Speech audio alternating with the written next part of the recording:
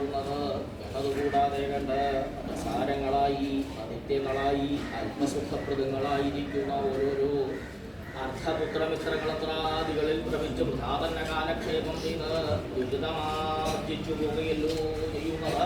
അത് ഈ മനുഷ്യർക്ക് എത്ര കഷ്ടം. മനുഷ്യജന്മം എഴുതായിട്ട് ലഭിക്കുന്നു ഒരു വസ്തു എന്നാലായ തത്വയും കൊള്ളാം.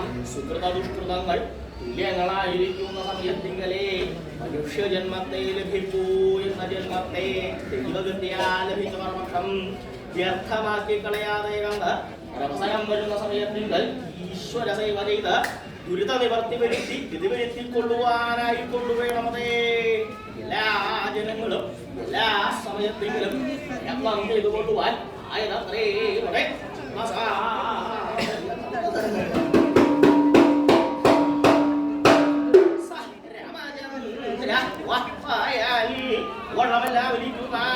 രാമചന്ദ്രൻ ഭഗവാന്മാർക്ക് പല പ്രകാരേണയും ഉണ്ടാകുമല്ലോ സങ്കടങ്ങൾ.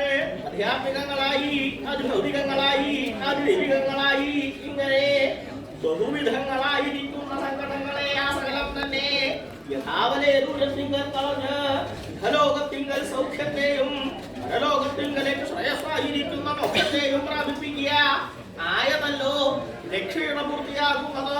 എന്നിരിക്കുന്ന രക്ഷയിങ്കൽ ആരിവിടെ രക്ഷിതാവോ എന്നല്ലേ.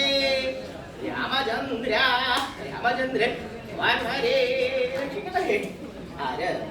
രാമചന്ദ്രൻ.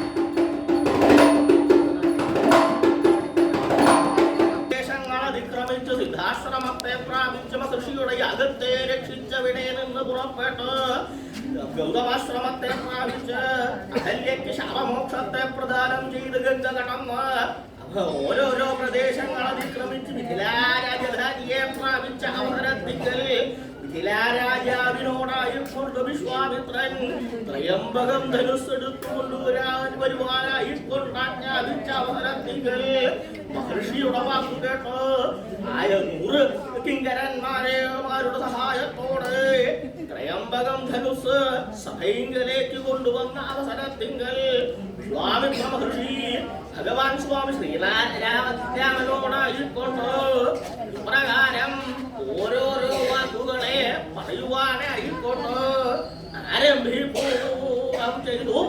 ആയത് പ്രകാരം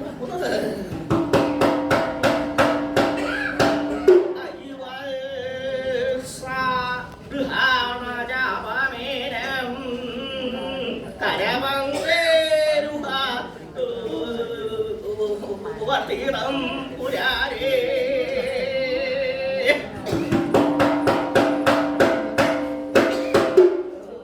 ഭുജഗാധിപഭോഗാഭീഷണേഷ്മിൻ ഗുണമാരോപയ ഹർഷയ ശ്രുതിയുദ്രം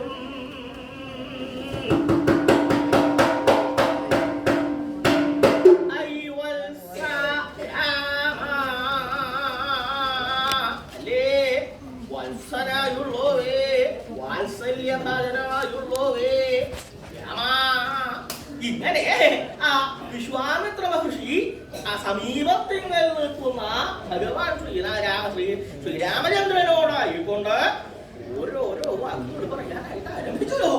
ആ വിശ്വാമിത്ര മഹർഷി രാമനെയും ലക്ഷ്മണനെയും അയോധ്യയിങ്കൽ നിന്നും എന്തിനാ? സ്വന്തം കാര്യം നടത്താൻ വേണ്ടിയില്ല. തന്റെ യാഗത്തെ രക്ഷിക്കണം, അതിനു വേണ്ടിയിട്ടാണ്. അത് മാത്രല്ല ഇദ്ദേഹം ആരാണ്, ഈ ശ്രീരാമചന്ദ്രൻ ആരാണ്, എല്ലാ കാര്യങ്ങളും വേണ്ട പോലെ അറിയണ ആളാണ്. ആരാണ് ഭഗവാൻ ശ്രീനാരായണൻ മനുഷ്യരൂപം പ്രാപിച്ച് രാവണാദി രാക്ഷസന്മാരെ നിഗ്രഹിക്കാൻ വേണ്ടി ഭൂമിയിൽ അവതാരെടുത്തതാണ്. ഇവിടെ ഈ രാജധാനിയിൽ കഴിഞ്ഞു പോകുന്നതല്ല. എന്താ അങ്ങനെ പറയാൻ കാരണം എന്താ? മാനുഷികമായിട്ടുള്ള വികാരങ്ങളായിരിക്കും ഉണ്ടാവുക അല്ലേ? അങ്ങനെയാണ്.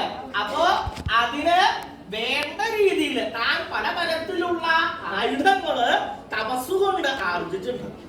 അപ്പോ അതെല്ലാം ഭഗവാൻ നൽകണം. ഭഗവാൻ അറിയാണ്ടല്ല. എന്താ ദൈവികമായിട്ടുള്ള രൂപത്തിലാണെങ്കിൽ ഭഗവാൻ ആരും പറഞ്ഞു കൊടുക്കേണ്ട ആവശ്യമില്ല. പക്ഷേ മനുഷ്യനായിട്ടാണ് വന്ന് ജനിച്ചിട്ടുള്ളത്. ഇപ്പൊ മനുഷ്യർക്ക് പറഞ്ഞു തന്നാലേ അറിവുണ്ടാവുള്ളൂ. അങ്ങനെയാണ്. അതുകൊണ്ടാണ് അദ്ദേഹം അങ്ങനെ ചെയ്യണ്ടായി. സ്വയമായിട്ട് യാതൊരു രക്ഷിക്കാൻ യാതൊരു ബുദ്ധിമുട്ടില്ലാത്ത ആളാണ്. ഈ രാക്ഷസന്മാരോട് വിരോധം ഉണ്ടാക്കണല്ലോ. രാക്ഷസന്മാർക്ക് ഇങ്ങോട്ടും വേണം, ഭഗവാൻ അങ്ങോട്ടും വേണം. വേണ്ടേ? വിരോധം ഉണ്ടായിട്ടല്ലേ ഇങ്ങനെ നശിപ്പിക്കാവുന്ന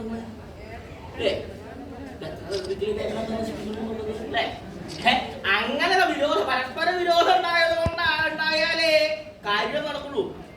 അങ്ങനെ വിചാരിച്ചിട്ടാണ് ഭഗവാനെ കൂട്ടി കൊണ്ടുപോയിട്ടായത്. മാത്രമല്ല ഈ സീതാവിവാഹം ചെയ്യണം, അതിനും കൂടി ഉദ്ദേശിച്ചിട്ടാ.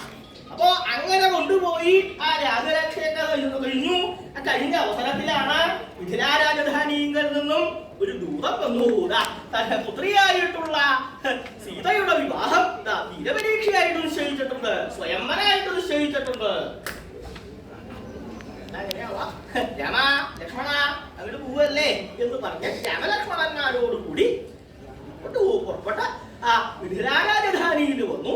വന്ന അവസരത്തിൽ അവിടുത്തെ അവസ്ഥ എന്താ? ഭൂമണ്ഡലവർത്തികളായിരിക്കുന്ന സകല രാജാക്കന്മാരും അവിടെ വന്നിട്ടുണ്ട്. അവർക്ക് ആർക്കും ഈ ത്രയംബകം ധനുസ് എടുത്ത് കടകുത്തി തല വളച്ച്